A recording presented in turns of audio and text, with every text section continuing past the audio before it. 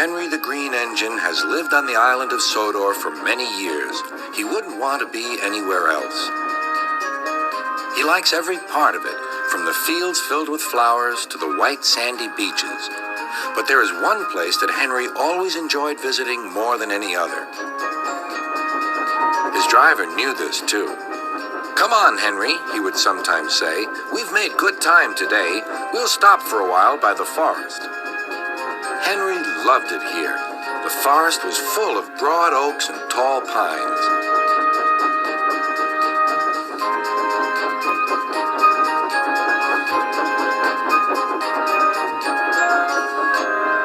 Henry could remember the day long ago when he and Toby brought some new trees to be planted, and Terence and Trevor helped haul them into place. Now he could see the trees growing amongst the others on the hillside. Henry always felt better for being here. He couldn't really explain why, but his driver understood. "It's peaceful," he said to Henry. But one night, everything changed.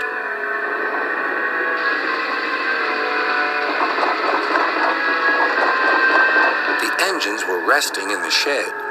"Listen," said Thomas. "Can you hear a strange whistling sound?" "It's the wind blowing outside our shed," replied Toby, "but I've never heard it like this before."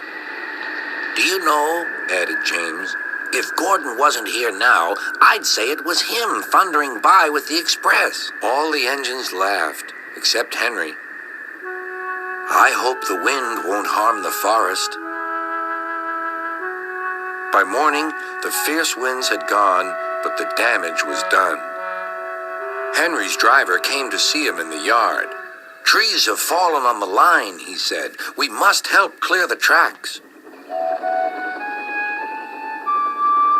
Donald set off with the breakdown train, and Henry followed.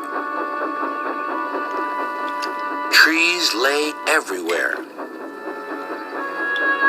The hillside now looked so bare. Henry felt sad.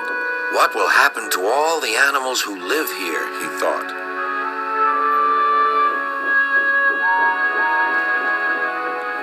When Henry's flat cars were full of logs, he took them to the timber mill where they would be turned into furniture and other things.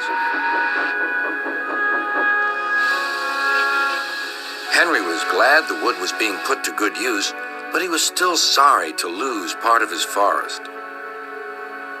"Oh dear," sighed Toby to Thomas. "I wish there was something we could do to make things better again." "Yes, indeed," replied Thomas. "But what?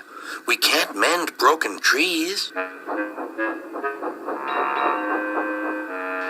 "Hello, Toby," said Sir Topham Hatt. "You do look glum." "I'm sad about the trees," said Toby. "And so is Henry. The forest is a special place to him. Now some of it is gone." "We'll soon put that right," replied Sir Topham Hatt. "I have an important job for you, Toby.